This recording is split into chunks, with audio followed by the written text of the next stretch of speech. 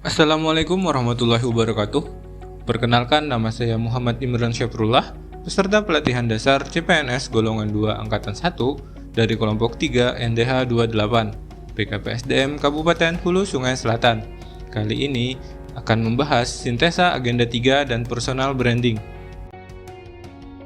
Apa saja yang ada di agenda 3? Yang pertama, manajemen ASN. Terdiri dari kedudukan ASN, peran ASN, hak dan kewajiban, dan kode etik ASN, serta sistem merit dalam pengelolaan ASN. Yang kedua, Whole of Government. Terdiri dari konsep WOG, serta langkah dan implementasi WOG. Dan ketiga, pelayanan publik. Terdiri dari prinsip pelayanan publik dan unsur pelayanan publik.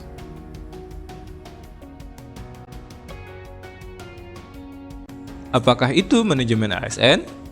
Manajemen ASN adalah pengelolaan ASN untuk menghasilkan pegawai ASN yang profesional, memiliki nilai dasar, etika profesi, bebas dari intervensi politik, bersih dari praktik, korupsi, kolusi, dan nepotisme.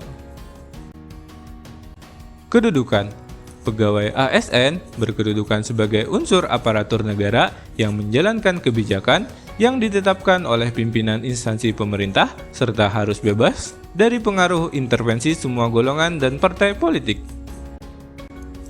Peran ASN adalah sebagai perencana, pelaksana, dan pengawas penyelenggaraan tugas umum pemerintah dan pembangunan nasional melalui pelaksanaan kebijakan dan pelayanan publik yang profesional, bebas dari intervensi politik, serta bersih dari KKN. Hak dan kewajiban. Kewajiban: yang pertama, setia dan taat pada Pancasila, Undang-Undang 1945, Negara Kesatuan Republik Indonesia, dan pemerintah yang sah. Yang kedua, menjaga persatuan dan kesatuan bangsa. Yang ketiga, melaksanakan kebijakan yang dirumuskan pejabat pemerintah yang berwenang. Yang keempat, menaati peraturan perundang-undangan. Yang kelima, melaksanakan tugas kedinasan dengan penuh pengabdian, kejujuran, kesadaran, dan tanggung jawab. Yang kelima, menunjukkan integritas dan keteladanan dalam sikap, perilaku, ucapan, dan tindakan kepada setiap orang, baik di dalam maupun di luar kedinasan. Menyimpan rahasia jabatan dan hanya dapat mengemukakan rahasia jabatan sesuai dengan ketentuan peraturan perundang-undangan dan bersedia ditempatkan di seluruh wilayah Negara Kesatuan Republik Indonesia.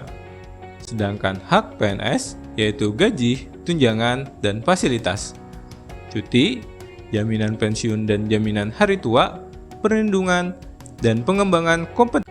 Yang terakhir yaitu fungsi kode etik. Yang pertama sebagai pedoman, panduan birokrasi publik atau aparatur sipil negara dalam menjalankan tugas dan kewenangan agar tindakannya dinilai baik. Yang kedua sebagai standar penilaian sifat, perilaku, dan tindakan birokrasi publik dalam menjalankan tugas dan kewenangannya. Yang ketiga, etika birokrasi penting sebagai panduan norma bagi aparat birokrasi dalam menjalankan tugas pelayanan pada masyarakat dan menempatkan kepentingan publik di atas kepentingan pribadi, kelompok, dan organisasi. Sistem merit bagi organisasi yaitu mendukung keberadaan prinsip akuntabilitas yang saat ini menjadi tuntutan dalam sektor publik. Sedangkan bagi ASN, menjamin keadilan dan juga menyediakan ruang keterbukaan dalam perjalanan karir seseorang pegawai. Prinsip sistem merit. Yang pertama, keadilan dan kewajaran. Yang kedua, objektif. Yang ketiga, berbasis kinerja.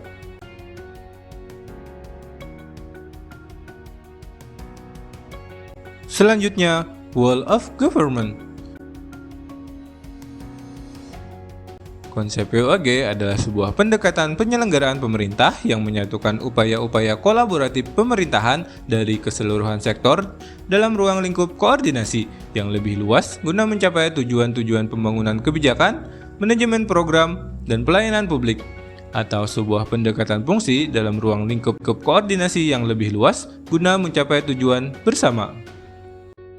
Langkah-langkah dalam melaksanakan WOG yaitu koordinasi, integrasi, kedekatan, dan pelibatan. Sedangkan implementasinya dengan pengembangan kebijakan, manajemen program, dan penghantaran pelayanan. Pelayanan publik. Menurut Undang-Undang Nomor 25 Tahun 2009 tentang Pelayanan Publik adalah segala bentuk kegiatan pelayanan umum yang dilaksanakan oleh instansi pemerintah baik di pusat dan daerah dalam bentuk barang dan jasa, baik dalam pemenuhan kebutuhan masyarakat maupun dalam rangka pelaksanaan ketentuan peraturan perundang-undangan. Adapun 9 prinsip pelayanan publik. Pertama, akuntabel. 2, tidak diskriminatif. 3, efektif dan efisien. 4, mudah dan murah. 5, partisipatif. 6, aksesibel. 7, adil. 8, transparansi. 9, responsif. Sedangkan 3 unsur dalam pelayanan publik, yaitu pertama, organisasi penyelenggara pelayanan publik. Yang kedua, penerima layanan, yaitu orang, masyarakat, atau organisasi yang berkepentingan. Yang ketiga adalah kepuasan yang diberikan atau diterima oleh penerima layanan. Nah, selanjutnya adalah personal branding. Personal branding yang saya gunakan adalah ASN Cepat. ASN Cepat merupakan akronim dari C. Cinta tanah air. Sebagai ASN haruslah bangga dan mencintai tanah air Indonesia. E. Etika. Ketika bekerja maupun sedang tidak bekerja harus tetap melaksanakan 5 prinsip etika.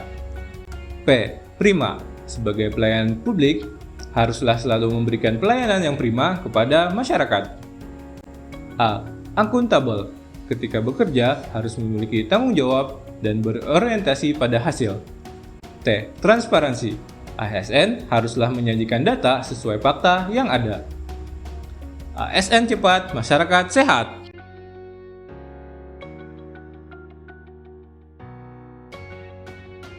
Demikian pemaparan sintesa agenda 3 dan personal branding yang dapat saya sampaikan.